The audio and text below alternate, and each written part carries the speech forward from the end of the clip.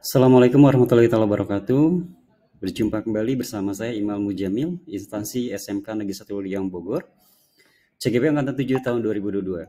Pada kesempatan kali ini saya akan mencoba menyampaikan terkait budaya positif pada modul 134 yang saya lakukan secara diseminasi kepada para mahasiswa, dosen, dan dekan serta sivitas SMK Negeri 1 Liang. Latar belakang. 1. Murid tidak suka peraturan karena selama ini, jika mereka melakukan pelanggaran, maka akan mendapatkan hukuman dan cenderung akan mempermalukan dirinya. 2. Kurangnya pemahaman guru dalam menciptakan budaya positif di sekolah, salah satunya menerapkan metode restitusi di sekolah. 3. Bisa membentuk budaya keyakinan dalam diri murid, mempersiapkan bekal ilmu mahasiswa akan pentingnya menerapkan budaya positif di sekolah sekaligus mengimplementasikan di dalamnya. Adapun tujuan aksi nyata saya diantaranya 1. Menciptakan murid yang merdeka dan disiplin diri yang kuat. 2. Memberikan pemahaman kepada guru dan mahasiswa terhadap pentingnya menciptakan budaya positif di sekolah. 3. Menumbuhkan budaya positif di sekolah dengan meyakini nilai-nilai kebajikan universal. Tolak ukur yang dilakukan dalam diseminasi modul 1.4 budaya positif yaitu terbentuknya keyakinan kelas melalui kegiatan kesepakatan antara wali kelas dan siswa. Kemudian, siswa mampu menerapkan dan menjalankan keyakinan kelas yang telah dibuat sesuai dengan prosedur dan ketentuan serta ketetapan yang berlaku. Lini masa tindakan atau langkah-langkah tindakan yang dilakukan, yang pertama adalah berkoordinasi dengan kepala sekolah akan pentingnya penanaman budaya positif dan keyakinan kelas di sekolah, serta meminta izin mendiseminasikan bersama guru dan mahasiswa.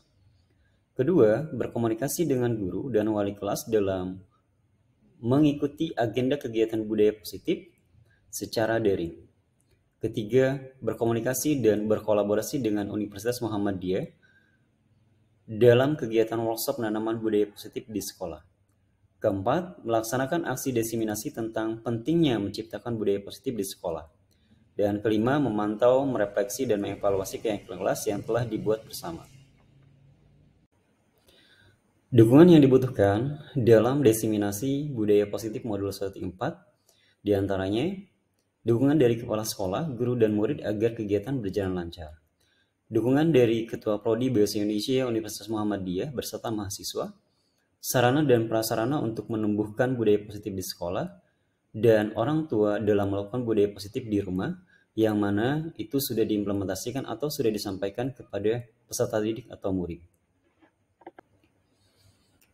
Berikut ini merupakan kegiatan diseminasi saya mengenai pemahaman dan pengalaman budaya positif yang saya lakukan secara daring bersama SMK Negeri 1 Liang dan Universitas Muhammadiyah.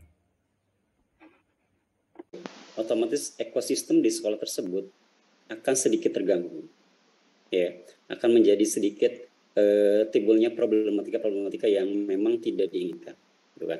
Nah, sampai pada akhirnya ini harus kita optimalkan dan harus kita laksanakan dengan baik. Dan tentunya dalam pelaksanaannya kita harus mempunyai sebuah pemahaman bagaimana menciptakan budaya positif itu sendiri. Nah, di sini saya akan mencoba Bapak Ibu yang tadi sudah disampaikan. Saya akan mencoba mendiseminasikan terkait budaya positif yang saya tahu, yang saya terima, dan yang saya sudah coba implementasikan di SMK Negeri 1 Liang yang luar biasa. Mudah-mudahan FKIP Muhammadiyah bisa berkolaborasi ya Pak Yusuf Budina dengan SMK Liang, khususnya dari mahasiswa-mahasiswa PL-nya gitu kan, bisa memberikan hal-hal yang terbaik. Kita tetap bisa berkolaborasi gitu kan. Karena tujuannya itu adalah siswa diperkenalkan lebih jauh terkait bagaimana ekosistem sekolah yang sebenarnya. Baik Bapak Ibu, tadi sudah disampaikan profil saya dari moderator.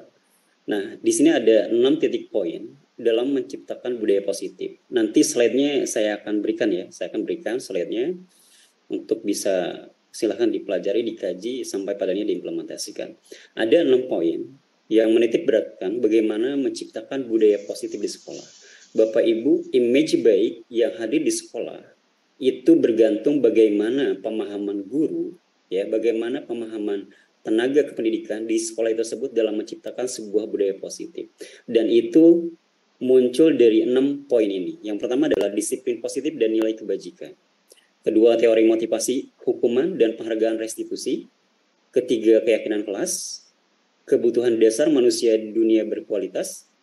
Kemudian restitusi 5 posisi kontrol dan restitusi segitiga restitusi.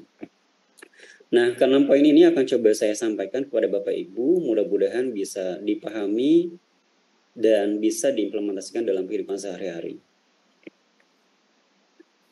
Saya sebelumnya akan bertanya terlebih dahulu Bapak Ibu, mungkin di sini ada yang sudah ada yang sudah mengajar gitu ya, atau mungkin ada yang sudah PPL gitu kan. Kira-kira setuju tidak hukuman dapat mendisiplinkan anak? Itu satu, ya. Kira-kira dengan adanya hukuman siswa bisa disiplin. Kira-kira Bapak Ibu setuju tidak? Halo, setuju tidak Bapak Ibu? Saya pengen dengar suaranya dari teman-teman mahasiswa. Setuju tidak? Tidak. Hukuman itu bisa mendisiplinkan anak. Bapak Ibu guru yang sudah mengajar. Setuju, tidak selamanya setuju. Oke, siap. Kita nanti lihat Bapak Ibu ya, hukuman itu seperti apa. Pemberian hukuman dengan hasil positif seperti membaca atau membersihkan halaman sekolah dapat meningkatkan disiplin anak. Setuju tidak Bapak Ibu? Kira-kira dengan ada siswa nih yang bermasalah, kemudian kita suruh membaca atau enggak membersihkan halaman sekolah kan gitu. Kemudian yang ketiga, memberi penghargaan dapat meningkatkan motivasi belajar anak. Setuju tidak Bapak Ibu? Atau dari teman-teman mahasiswa? Setuju, Pak. Setuju ya? Oke. Setuju. Dari ketiga pemantik ini, Bapak Ibu atau rekan-rekan mahasiswa akan bisa menyimpulkan ya, apakah penghargaan ini benar-benar salah satu motivasi untuk siswa dalam meningkatkan aktivitas belajarnya. Oke, kita lanjut Bapak Ibu. Baik Bapak Ibu, tadi ada 6 poin. Yang pertama adalah disiplin positif dan nilai-nilai kebajikan universal. Tadi sudah disampaikan Bapak Ibu, salah satu nilai kebajikan universal itu adalah P5, Profil Pelajar Pancasila. Yang tadi sudah disampaikan oleh Pak Yusuf. Di situ ada beberapa poin. Salah satunya adalah bertakwa kepada Tuhan Yang Maha Esa, bergotong royong, berpikir kritis, berkolaborasi, dan seterusnya. Nah Bapak Ibu gini, saya coba ilustrasikan Bapak Ibu. Kira-kira kalau misalkan Bapak Ibu punya benda penting ya, kemudian Bapak Ibu genggam di tangan Bapak Ibu, misalkan ya, benda penting ini genggam di tangan Bapak Ibu, ya, dan benda ini tidak boleh benda ini bisa dibuka tapi dengan sentuhan yang baik ya, gitu kan. Sama seperti siswa Bapak Ibu, siswa punya potensi, punya karakter, dia pendam gitu kan. Nah, bagaimana kita membuka ya potensi itu, karakter itu dengan cara apa kira-kira Bapak Ibu? Apa dengan cara marah-marah? Apa dengan cara kita paksa? Apa dengan cara kita hukum? Atau dengan cara hati-hati Bapak Ibu? Kira-kira enakan mana? Ya. Kira-kira untuk membuka si potensi dan karakter siswa itu, apa harus dengan marah-marah? Apa dengan diberikan hadiah atau reward? Atau diberikan pesan dari hati ke hati? Kira-kira lebih elegan yang mana menurut Bapak Ibu atau rekan-rekan mahasiswa? Kalau misalkan untuk siswa itu sendiri untuk membuka potensi dan karakter yang dia miliki, kita harus buka dengan cara apa? Apa dengan cara hati ke hati? Apa dengan cara memberikan reward? Apa dengan cara paksaan? Atau dengan cara hukuman? Kira-kira dengan cara apa Bapak Ibu? Saya pengen tahu. Saya sukanya dari hati ke hati Pak. Luar biasa Bu Yulia. Ya, alasannya kenapa Bu? Kalau boleh tahu. Karena kalau bicara dari hati ke hati itu semua akan kena Pak. Kalau kita sudah dapat hatinya anak, anak itu akan nurut sama kita. Kalau kita sudah dapat hati dengan sang anak Pak, seseorang juga gitu Pak. Mohon maaf aja kemana-mana. Jadi Bapak Ibu dalam mendidik anak itu harus benar kata Bu Lia, harus dari hati ke hati Bapak Ibu. Jadi biar anak terbuka gitu. Biar dia membuka diri aja, jangan kita paksa gitu. Jadi kalau kita paksa anak itu gak akan berubah Bapak Ibu. Yang saya alami gak akan bisa berubah. Tapi kalau kita tularkan dengan rasa kasih sayang, perhatian, kemudian kita tidak acuh juga, tapi kita lebih memperhatikan, itu anak akan merasa saya punya orang tua gitu. Nah seperti itu Bapak Ibu ya. Begitupun dengan gam tangan ini kita buka dengan cara hati ke hati. Baik Bapak Ibu sekalian, ada sebuah teori miskonsepsi ya dari teori kontrol saya dapat dari Dr. William Glasser. Beliau mengilustrasikan bahwasanya ilusi guru itu mengontrol murid. Jadi yang ada di sekolah saat ini, guru itu mengontrol murid. Bapak Ibu ya, kamu harus seperti ini gitu misalkan. Kamu harus dapat nilai 100 gitu kan. Kamu jangan datang terlambat gitu kan. Segala macam hal itu boleh dilakukan. Cuma kita tidak bisa sepenuhnya mengontrol murid Bapak Ibu. Apalagi sekarang di kurikulum merdeka, siswa merdeka. Siswa boleh berhak atau apapun melaksanakan yang menjadi sebuah tanggung jawab mereka, gitu kan. Kemudian ilusi membawa bahwa kritik dan membuat orang bersalah dapat menguatkan karakter. Jadi dengan kritik itu kita memberikan kritik kepada siswa, gitu ya. Itu tidak mungkin siswa itu berubah Bapak Ibu, gitu. Justru mungkin kalau kritiknya baik bisa saja mungkin sedikit berubah, tapi kalau kritiknya menjudge ke siswa itu sendiri ke lebih psikologi gitu ya, itu tidak menutup kemungkinan bakal sakit hati mungkin siswa Bapak Ibu. Ya, jadi tolong dihindari kritik-kritik yang sifatnya mungkin hal-hal yang negatif atau lebih ke personal. Kemudian ilusi bahwa semua penguatan positif berefek pada hal yang kebermanfaatan. Dan yang ketiga, ilusi bahwa orang dewasa memiliki hak untuk memaksa. Jadi jangan sampai Bapak Ibu kita sebagai guru ya tidak harus selalu otoriter terhadap siswa, tidak harus mendiskriminasi siswa, tidak harus ibaratnya saya yang lebih berpengalaman, kamu harus nunduk kepada saya. Tidak harus seperti itu Bapak Ibu. Justru siswa itu lebih indah, lebih nyaman di saat kita itu ada kalanya sebagai sahabat, ada kalanya sebagai guru gitu kan, sampai pada akhirnya siswa itu nyaman. Dan hal-hal ini, ilusi-ilusi ini sering terjadi Bapak Ibu di sekolah kita, dan ini harus kita hindari ya. Selanjutnya, nah di sini ada sebuah teori, bila kita ingin membuat kemajuan perlahan, sedikit ubahlah sikap atau perilaku Anda. Ya, jadi Bapak Ibu ada yang kalau kita pernah dengar guru itu diguguh dan ditiru ya. Diguguh dan ditiru gitu kan. Guru itu diguguh dan ditiru. Jadi apapun yang ada di dalam pribadi guru itu akan dicontoh oleh siswa. Baik buang sampah sembarangan, baik datang terlambat dan seterusnya ya. Dan di sini juga dijelaskan, namun bila kita ingin perbaiki cara yang utama, maka kita perlu mengubah kerangka acuan kita. Jadi kita ubah paradigma kita sebagai seorang guru ya. Dalam melihat dunia, bagaimana Anda berpikir tentang manusia, ubahlah paradigma Anda, skema pemahaman dan penjelasan aspek-aspek tentang realitas. Jadi Bapak Ibu, sebelum kita merubah orang lain, kita coba koreksi diri kita dulu. Apa sih yang baik untuk kita tularkan, apa yang tidak baik untuk tidak tularkan. Apa sih hal yang dibutuhkan oleh si siswa itu sendiri dalam pelaksanaan pembelajaran. Apakah nyaman atau tidak, dan seterusnya, atau seperti apa. Seperti itu Bapak Ibu. Jadi yang diinginkan oleh Stephen R. Covey, dia menginginkan bahwasanya kita koreksi dulu sebelum kita memberikan sebuah pemahaman kepada siswa, agar kita menjadi sebuah contoh atau suri tauladan yang baik untuk siswa itu sendiri. Nah, ini adalah sebuah paradigma stimulus Bapak Ibu yang coba saya akan paparkan. Pertama adalah ada stimulus respon, ada teori kontrol atau pilihan, ya. Jadi yang ada saat ini Bapak Ibu, ya, saya berikan contoh, kita mencoba mengubah orang agar berpandangan sama dengan kita. Nah, ini hal yang keliru Bapak Ibu, gitu ya. Kita mendidik anak itu sesuai keinginan kita, itu salah Bapak Ibu. Tapi kita harus berusaha memahami pandangan orang lain tentang kita gitu, atau tentang dunia, ya. Kemudian perilaku buruk dilihat sebagai suatu kesalahan, gitu ya. Sebenarnya gini, perilaku itu buruk baiknya itu pasti ada. Cuma bagaimana kita dalam memilah dan memilih sebuah perilaku tersebut. Tentunya dengan semua perilaku itu pasti punya tujuan itu sendiri, ya. Orang lain bisa mengontrol saya, hanya Anda yang bisa mengontrol diri Anda sendiri. Selanjutnya, saya bisa mengontrol orang lain, Anda tidak bisa mengontrol orang lain. Dan pemaksaan pada saat bujukan gagal, kolaborasi. Jadi pada saat dipaksa Bapak Ibu ya, kalau memang gagal kita ajak kolaborasi Bapak Ibu. Ya, karena siswa itu kalau misalkan kita judge secara negatif gitu ya, itu tidak menutup kemungkinan mereka akan melaksanakan secara keterpaksaan, tapi kita lakukan secara secara hati ke hati atau secara kolaborasi dengan menciptakan pilihan-pilihan yang baru gitu kan. Kemudian model berpikir menang atau kalah, tapi di sini coba kita tampilkan model berpikir ya semuanya pasti menang. Tidak ada, sekali lagi Bapak Ibu, siswa itu tidak ada yang malas ya. Yang ada adalah malas-malasan ya. Jadi malas itu sebenarnya tidak ada, yang tidak ada malas-malasan. Nah, bagaimana kita mengubah hal itu menjadi sesuatu yang beda, sesuatu yang memang bernilai positif di lingkungan sekolah kita sampai padanya membentuk sebuah perubahan.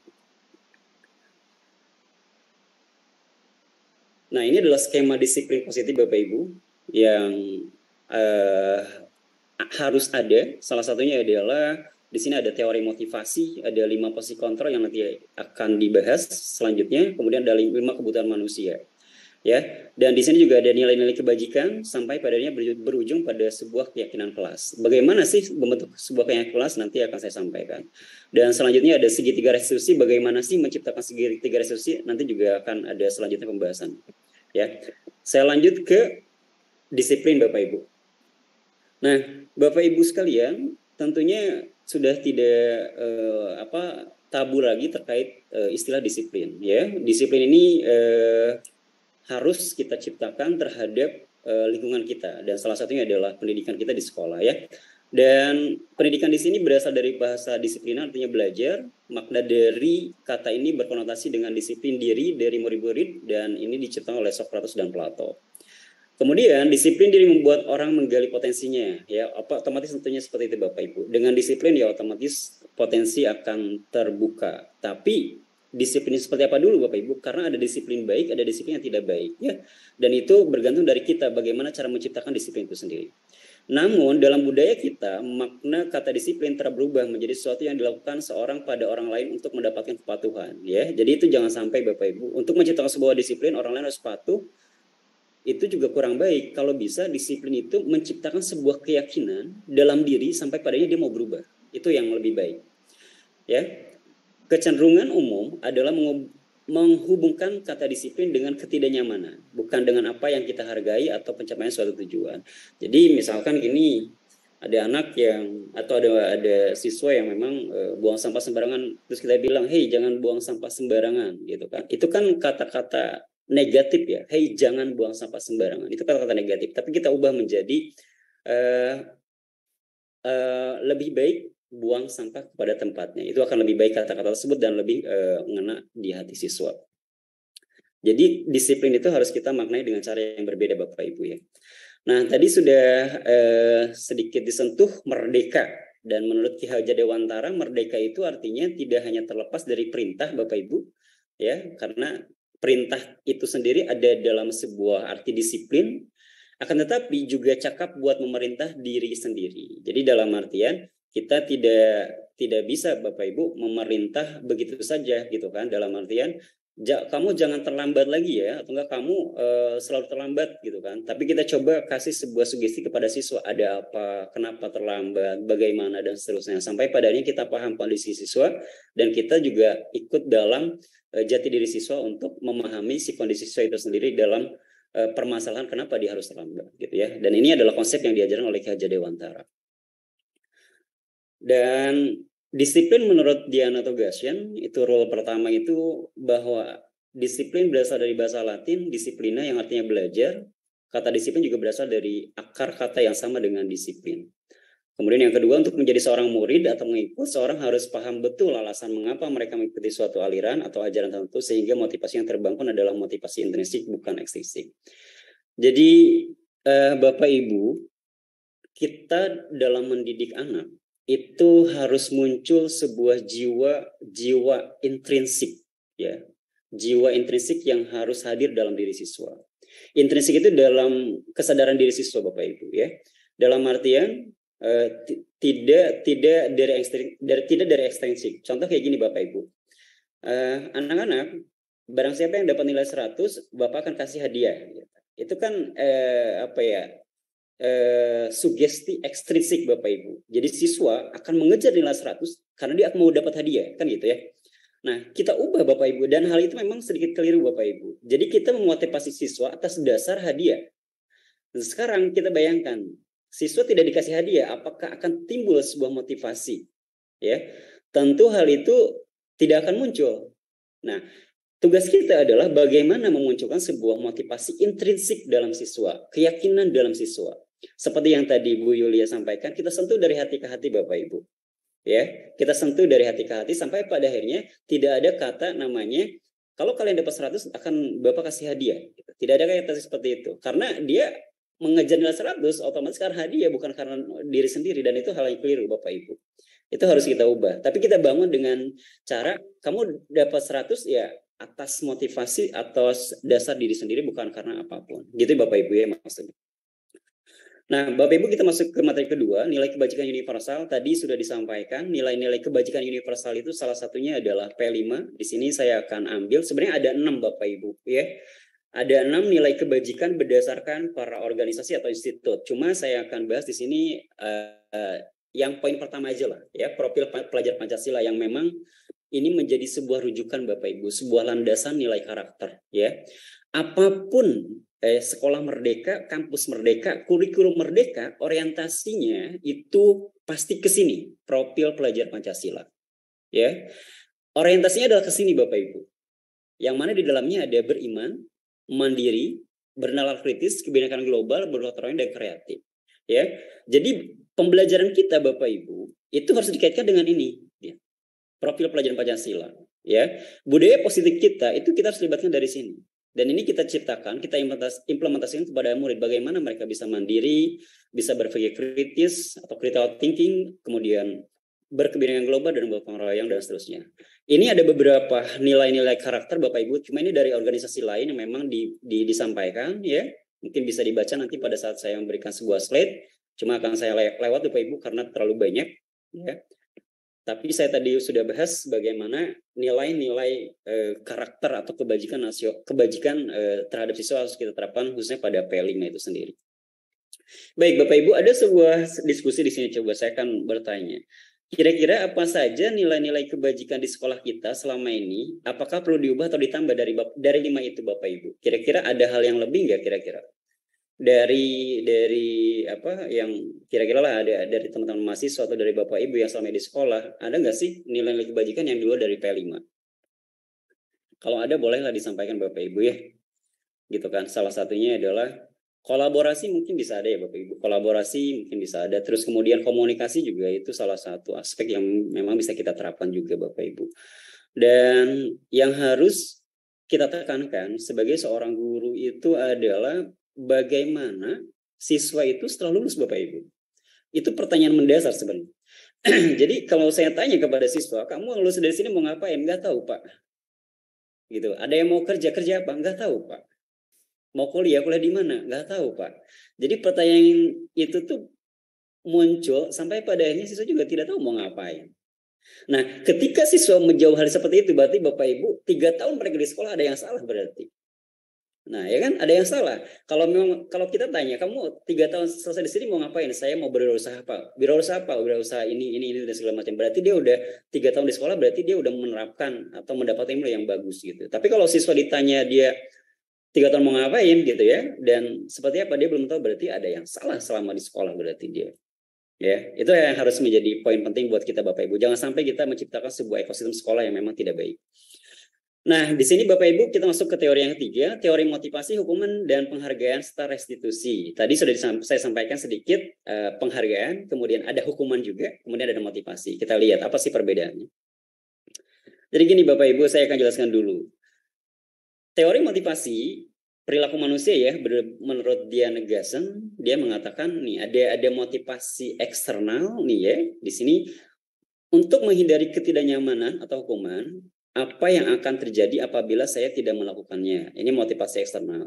Seperti contohnya tadi Bapak Ibu, untuk dapat nilai 100 kita iming-iming sebuah hadiah. Barang siapa yang dapat nilai 100, Bapak akan berikan hadiah. Nah, itu adalah motivasi ekstrinsik Bapak Ibu ya. Jadi sesuatu yang timbul dari luar Bapak Ibu, ya, bukan berarti dari dalam. Untuk mendapatkan imbalan dari orang lain, apa yang saya dapatkan apabila saya melakukannya. Nah, ini termasuk tadi Bapak Ibu, ya. Jadi mereka melakukan sesuatu bukan berdasarkan hati sendiri, tapi berdasarkan motivasi dari luar, gitu. Jadi hal itu memang kita harus hindari Bapak Ibu, harus kita hindari. Walaupun sekarang memang diterapkan yang seperti itu, tapi kita coba hindari karena kita udah paham. Nah, yang paling utama adalah dari siswa itu sendiri, bukan dari luar. Tapi dia melakukan sesuatu ya atas kemauan dan keikhlasan saya sendiri. Bukan karena hadiah, bukan karena pengen dilihat orang lain, bukan karena pengen apa-apain sama orang lain, tapi ya saya melakukan atas dasar saya sendiri. Saya dapat nilai 100, saya mengerjakan sendiri karena saya bisa gitu. Ini yang harus kita terapkan Bapak Ibu sebenarnya. Ya, dan ini kita bentuk di mana? Di kelas ya, di kelas terhadap sebuah siswa ya. Sampai pada akhirnya kita akan tahu siswa itu melakukan sesuatu bukan atas karena motivasi eksternal, tapi atas dasar motivasi internal.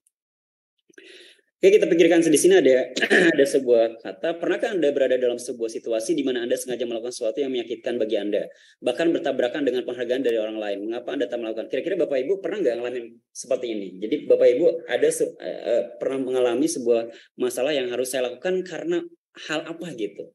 Ada nggak Bapak Ibu?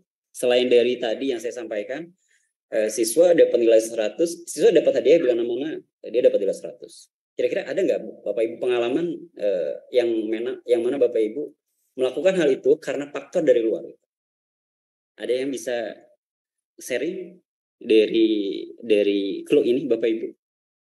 Kira-kira kenapa? Ya. Dan saya yakin pasti Bapak Ibu mengalami hal ini, ya. Dan tentunya ini harus kita coba pahami mana hal yang harus kita lakukan, mana yang harus tidak lakukan, dan saya yakin Bapak Ibu pasti lebih paham. Oke, Bapak Ibu saya lanjut ya. Dan ini adalah hukuman penghargaan. Ya, saya akan coba baca terlebih dahulu. Bapak Ibu ada studi kasus di sini ya. Ya, IPA kurang menguasai pelajaran matematika, sehingga pada saat pelajaran dia lebih banyak diam, ya, atau menggambar di buku pelajarannya. Pada saat guru matematika, Pak Seno nih menanyakan pertanyaan kepada IPA, ya, sampai pada IPA gugup dan tak sengaja menjatuhkan tasnya dari kursi, serta tiba-tiba menjadi gagap pada saat berupaya menjawab. Seluruh kelas pun tertawa. Jadi si IPA ini ditertawakan gara-gara tas dan pesnya terjatuh di saat Pak Seno menanyakan. Ya, kemudian Pak Seno pada saat itu membiarkan saja. Pak Seno selaku guru dia membiarkan, ya, teman-temannya menertawakan IPA, ya.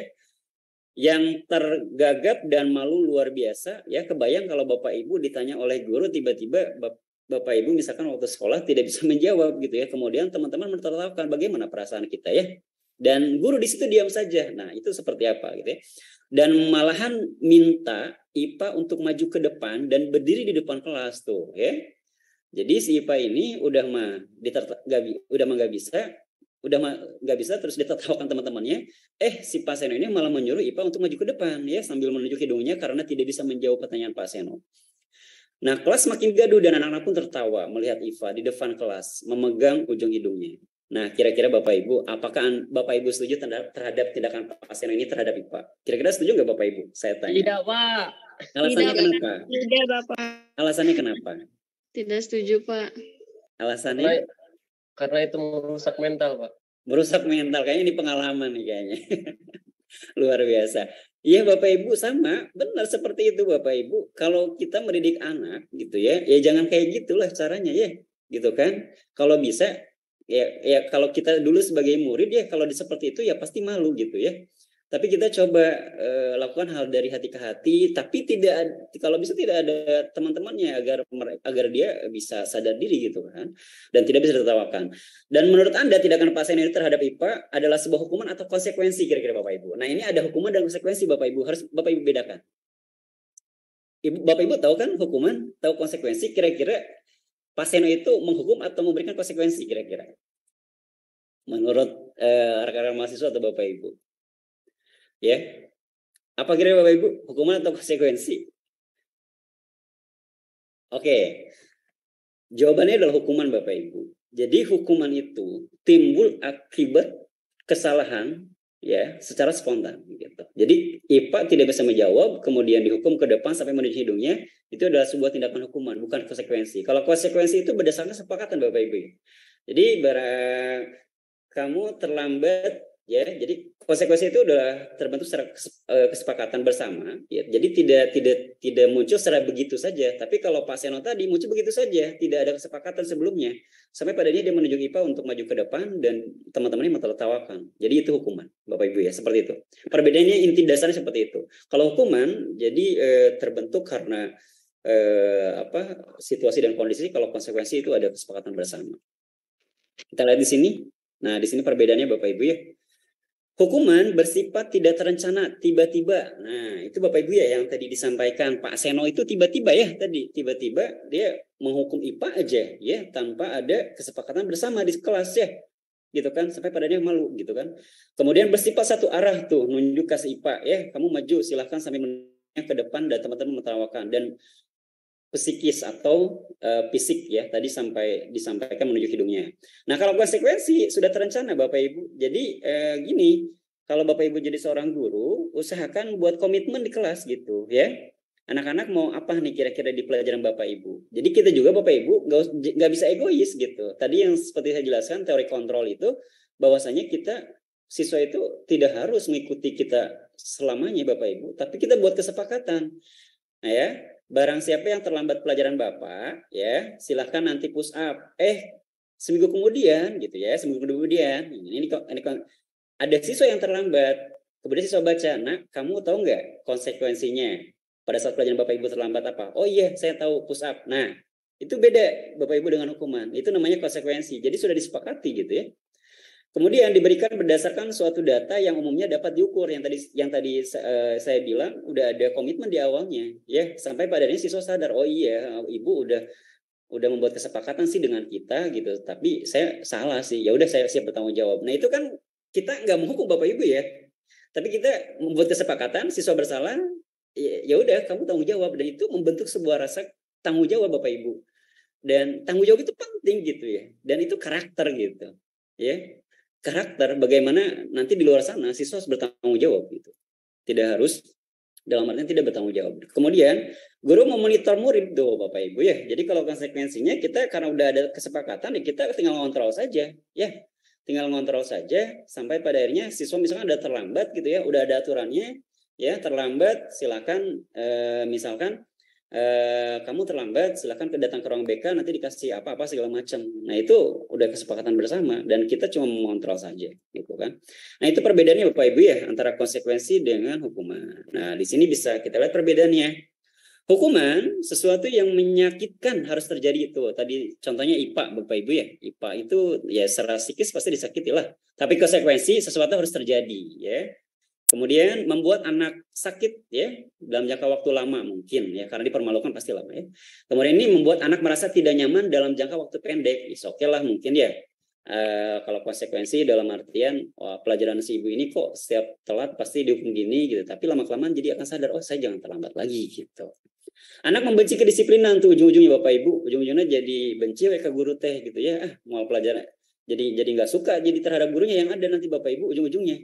Ya kayak yang tadi dilakukan oleh Pak Seno gitu itu tuh ujungnya nanti pelajaran apa yang dibenci matematika siapa gurunya Pak Seno tapi pelajaran yang dibenci matematikanya bukan gurunya ya gitu ya tapi justru itu hal yang memang tidak baik gitu ya jadi kita ubah ya Bapak Ibu ya hukuman antar konsekuensi.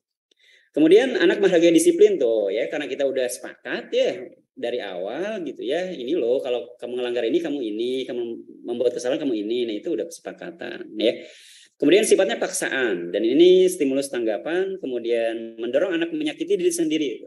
Ya, kalau yang konsekuensi mendorong anak agar mudah menyesuaikan diri. Ya, kemudian konsep diri yang buruk ya kalau hukuman dan kalau konsekuensi konsep diri yang baik. Anak belajar untuk menyembunyikan kesalahan, kalau konsekuensi anak belajar untuk mematuhi peraturan, marah, rasa bersalah, dipermalukan, merasa tak dihargai. Tapi kalau konsekuensi kehilangan hak sih, nggak jadi masalah, tapi dibuat tidak nyaman, diasingkan untuk sementara waktu, tapi lama-kelamaan saya yakin pasti berubah. Ya, itu adalah sedikit perbedaan antara hukuman dan konsekuensi. Baik Bapak Ibu kita lanjut. Nah Bapak Ibu saya mau nanya nih. Nih, mencatat 100 kali dalam buku kalimat. Nih ya, jadi siswa nih disuruh mencatat nih, ya.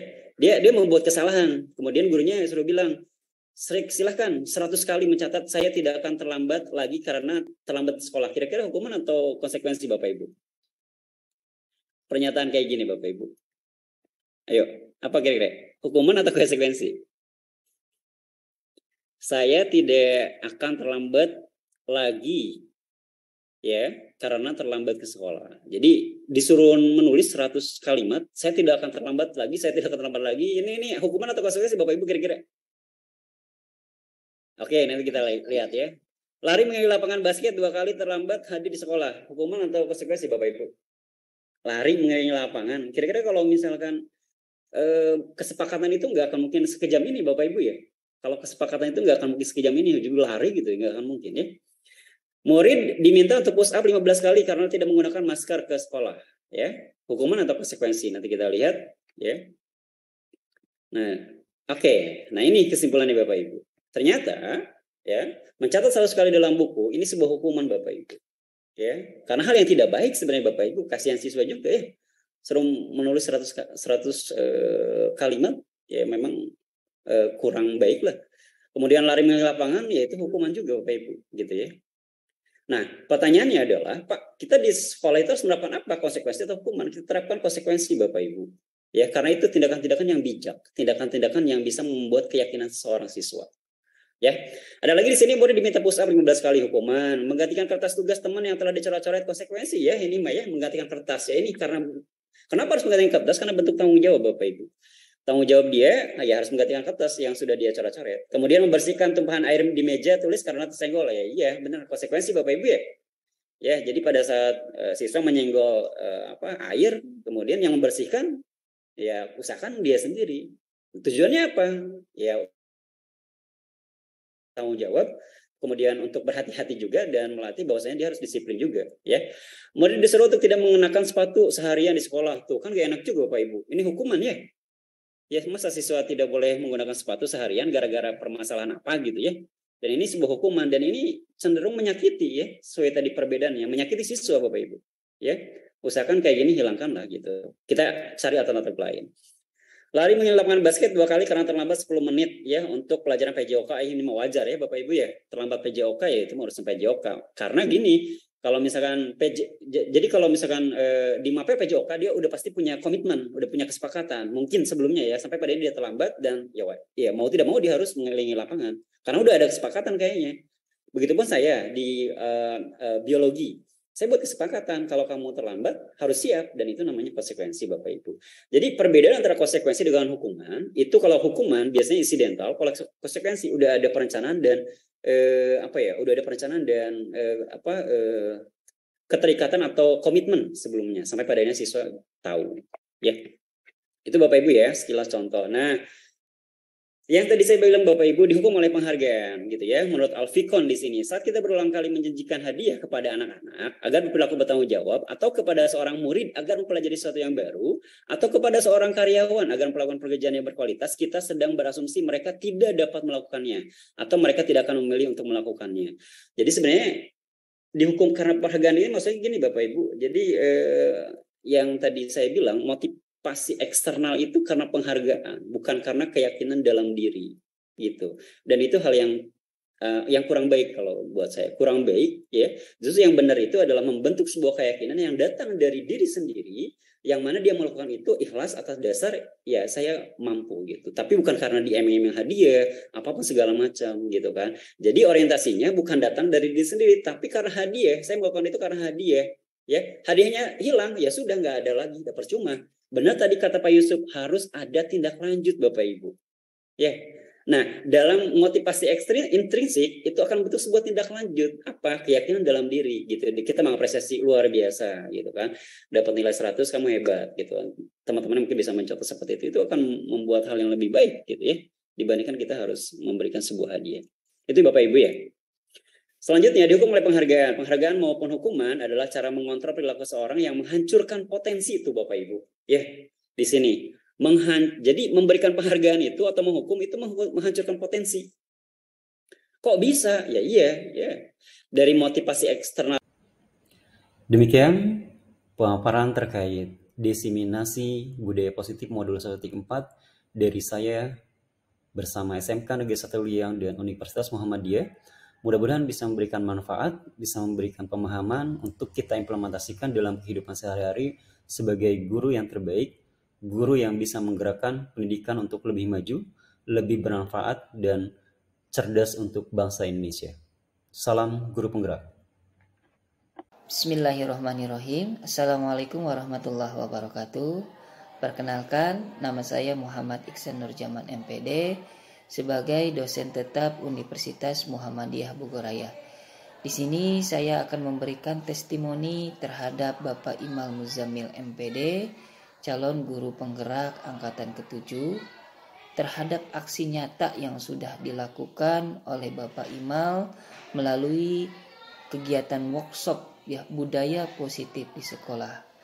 Apa yang sudah disampaikan oleh Bapak Imal itu sangat terkesan baik, terutama materi budaya positif sekolah yang disampaikan terhadap calon guru dan guru-guru saat kegiatan workshop.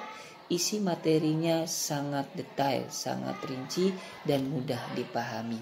Semangat terus, terima kasih. Assalamualaikum warahmatullahi wabarakatuh. Assalamualaikum warahmatullahi wabarakatuh. Dari pemaparan Pak Imal tadi tentang budaya baik, itu sangat cocok disampaikan di sekolah. Karena siswa-siswi di sini tuh memang membentukkan sebuah karakter atau berbudaya baik. Maka dari itu, pemaparan tadi semoga bisa diimplementasikan di sekolah agar terciptanya visi misi sekolah yang sesuai dengan visi misi sekolah, yaitu siswa yang berkarakter, mandiri, dan berprestasi. Sekian dari saya. Assalamualaikum warahmatullahi wabarakatuh. Assalamualaikum warahmatullahi wabarakatuh. Perkenalkan, nama saya Putri Fatwa Aulia, mahasiswa Universitas Muhammadiyah Bogoraya. Saya telah melangsungkan acara workshop penguatan karakter melalui aksi nyata budaya positif di lingkungan sekolah yang merupakan program implementasi guru penggerak yang dibersamai oleh Bapak Imal Muzammil MPD dari SMK Negeri 1 Lewiliang. Beliau menyampaikan materinya tentang elaborasi pemahaman budaya positif, yang menurut saya materi ini sangat bagus, terutama untuk para guru yang memang tugas utamanya adalah mendidik dan menjaga kesehatan mental siswa. Berkat penyampaian materi oleh Bapak Imal Muzammil ini, saya menjadi tahu bahwasannya seorang guru tidak boleh menghukum siswa ketika siswa tidak ahli dalam bidang tertentu, karena itu bisa merusak mental siswa dan siswa malah menjadi malas terhadap guru tersebut, padahal keahlian tiap siswa itu berbeda-beda. Dan begitu pun sebaliknya, siswa juga tidak boleh diiming-imingi hadiah jika mampu mendapatkan nilai tertinggi, karena khawatir siswa meraih nilai tertinggi itu hanya untuk mendapatkan reward tersebut tanpa adanya keinginan sungguh-sungguh dalam belajar. Nah, terlepas dari itu, masih banyak lagi materi yang disampaikan oleh beliau yang sangat bermanfaat untuk saya pribadi, yang pastinya akan saya coba terapkan ketika saya mengajar. Terima kasih, sekian dari saya. Wassalamualaikum warahmatullahi wabarakatuh.